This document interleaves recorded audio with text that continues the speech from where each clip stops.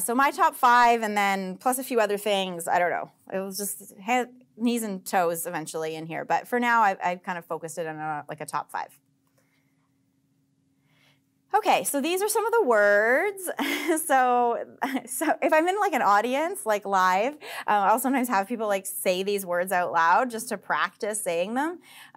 So if you're at home and you just want to say scrotum or clitoris out loud, go ahead. I think it's important to just get comfortable with saying some of these things.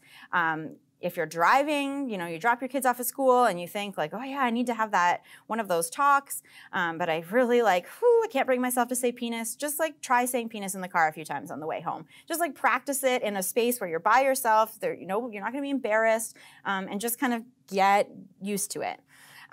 This is sort of like my list of body parts that I think are important, but like, again, don't get overwhelmed with like, oh, I need to teach like the difference between labia and vulva and vagina. You know, it's important, it's most important that that kids have at least like one, kids, youth, adults have one word for sure about their body parts.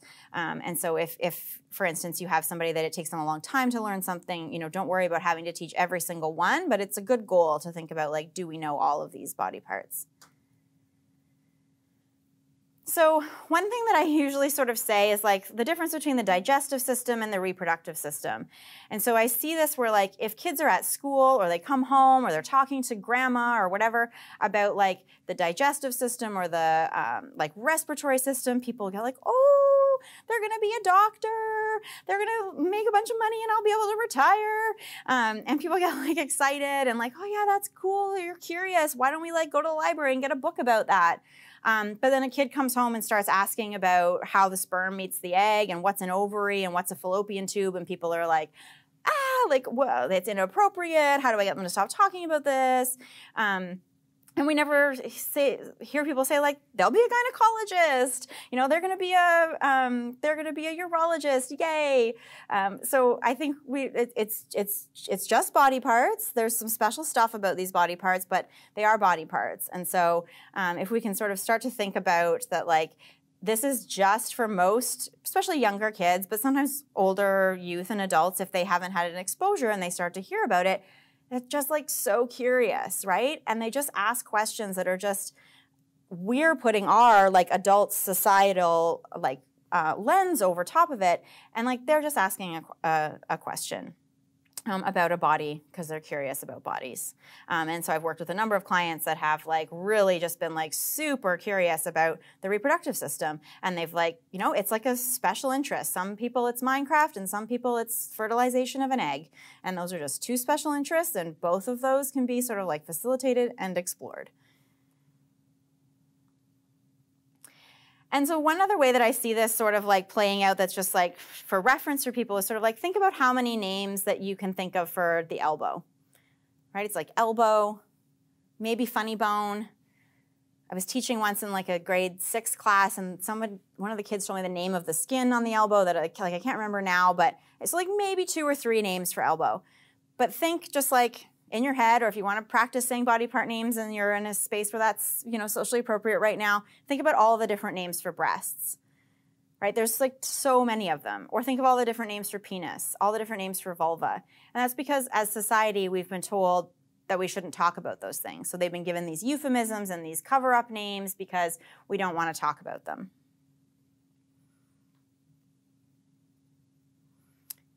So my number 1, and it's number 1 in that I'm talking about it first, and it's number 1 in that I think it is the most important.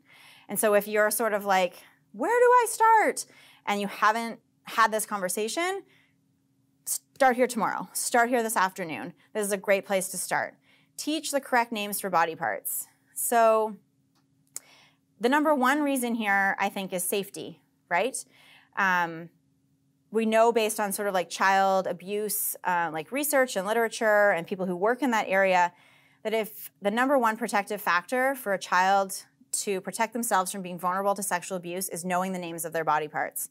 If they know the names of their body parts, then somebody who's going to touch their body parts or harm that child in some way using their body parts or the adult's body parts, they'll see that that child could tell another person about it. if they can name their penis, they can tell somebody else that someone touched their penis. And so if a child knows the name of their body parts, they can tell somebody else if something happens. So safety, safety, safety, safety, safety. If we think back to like the developmental norms that we were talking about earlier, and there's, you know, kids at, you know, the 2 to 5-ish year old range, or maybe even into, kind of can sometimes have a resurgence when kids get into kindergarten, because then there's like a whole group of kids together, and like, what's better than one person yelling boobies is, you know, 15 people yelling boobies. So sometimes we'll see it in that age range. And if the messaging is like, shh, we don't talk about that, shh, we don't talk about penises, shh, we don't talk about vulvas, we don't talk about breasts, we don't talk about vaginas, then the message that kids get is, oh, we don't say those words. And so if somebody hurts that child using those body parts, or using that adult's body parts with that child, the child thinks, I can't talk about that body part with somebody. That's one of my like trusted adults. So we have to find a way to allow kids to go through that developmental stage without shutting it down. Or for the behavior analysts in the audience, extinction, right? If we put labeling body parts, talking about body parts on extinction, people can't say if something's wrong. People can't say if somebody's hurt them.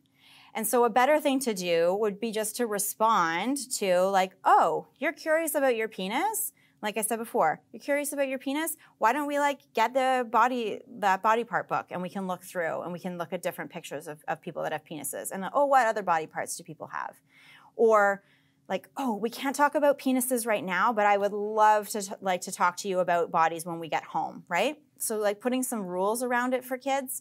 For some of the folks that I support, or that you all might be coming here thinking about today, we might need to make some of those rules more clear with like some like tactile things, some like visuals, those sorts of things, but also just like repeating that lesson. You know, one child might learn that lesson after one time, and one child might need to hear that lesson a couple times before they start like learning it, but just like repeating by setting up those same contingencies, that same reinforcement, you can have, you can create a safer space.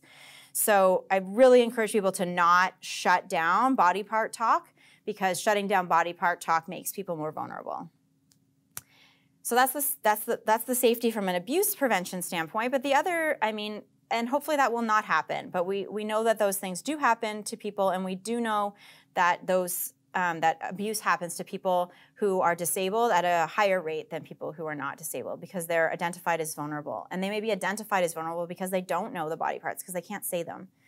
But the other safety bit is just medical safety, right? Like, what if a person's vulva is itchy? What if a person has an infection? What if a person has a urinary tract infection? If they can't say the name of their body part, or like show me where it hurts, all of those sorts of things, then they're not going to be able to report if something in their body doesn't feel right. So 2 sort of important things for safety, for teaching the body parts. I've got a little picture of an iPad here, and that's to really encourage people that if you work with or you care for a person that uses AAC, please, please, please, please, please, please, please unlock and add to the body parts page in your child's device, in the youth's device, in the adult's device, the body part pages. So many times I see people with like all of the body parts except for breasts, except for butt, except for anus, except for vulva, except for vagina, except for penis. They need access to that language, and they need to be taught how to use that language with that device, or they can't speak, right? So we're limiting what they can say. And people will say like, oh, if I put penis on his device, he's just going to penis, penis, penis, penis, penis. Well, we just talked about how to manage that, right? And it's no different if someone communicates with an AAC device, or they communicate vocally. You know, yeah, that's a really cool thing, and look at all the laughing and stuff that I get from when I'm pressing penis on my iPad. We just manage it in the same way. You can't stop a child from saying penis if they're a vocal verbal communicator, and you shouldn't stop a child from saying penis if they are an AAC user. And then the next one is just like, explicitly teach this. So for service providers, you know, if you're following a curriculum like the ABLS or the VB map, and you're doing some teaching around body parts with kids when they're younger, can we add in private body parts? Can we collaborate with families around like, we're teaching these body parts, we're gonna use these pictures, but at home, if you're doing like a bathing routine, it would be good to also add in just some opportunities to say like, can they label body parts? Do you have a book at home that you could go through? Those sorts of things.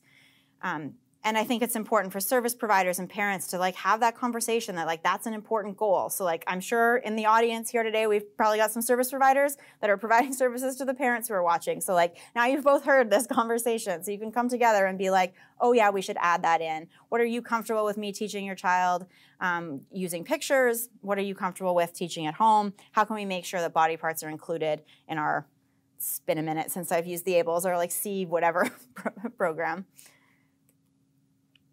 And so I have a little activity example. Again, this is just like a quick video model of some of the ways that I teach this. And so I pre-filmed this. My camera work isn't the best. I'll hire a professional. But you folks can just sort of like watch this example of how I might teach some of the body parts lessons. Here's a few ways that you can use some typical ABA-based teaching strategies to work on teaching private body parts. The first skill that some kids will develop is the ability to match pictures. So we can include, as part of a matching program, say for body parts, pictures of private body parts. Some of the books that I'll provide in the resource handout are ones that you could purchase that will have pictures that you can use. Now, Boardmaker, you can also unlock sexuality pictures in the settings if you have that program. So something like this, where we have a mouth, penis, and hair, and we would hand the learner another picture of a penis and say, match penis. So we can make sure that they can recognize and match the picture of the penis together, and then we might reinforce as we would in any other teaching program. Then you can move this along to the next phase of teaching, which may be something that's a bit more receptive language, where we might have an array of pictures set out, and then we would give an instruction like find the bum or find the buttocks, depending on which word you want to use. Bum I usually accept as a science-based word. So this array might be laid out, and you might say, which one is the bum? And then the learner would have to choose the correct picture. And you could work on that receptively as well, with a learner pointing to their own body. Sometimes those ones I might recommend that parents do within the context of another self-care routine that they're teaching, rather than having the person point out body parts with, say, their ABA therapist or BI. And then the next thing that we might do is just present one picture and sort of say, what's this? And the person has to respond bum, or what's this? They have to respond penis, or what's this? And they have to respond breasts. And you have a variety of different pictures. So you can use those types of pictures. You can also use just a simple handout or a photo that you get. Often these will have to be copied or from some of the books that I will have in the resource section.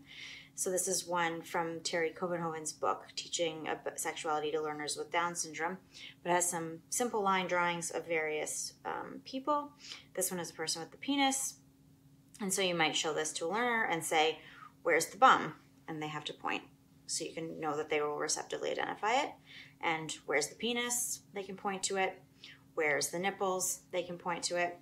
Or to work on it as a labeling or a tact, you might say, what's this? And they have to say bum. What's this? And they have to say penis. And you could also use a book that you could purchase at a store. So this one is a basic early preschool, kindergarten level line drawing photo. You can purchase this book at places such as Odin Books or online through Chapters. And so you might just be reading through the book, not necessarily reading all of the text, but even just flipping through and looking at the pictures and saying like, oh, what's that? And they can say sun. What's that? Dog. What's that? And they can say vulva. So you can work on it that way.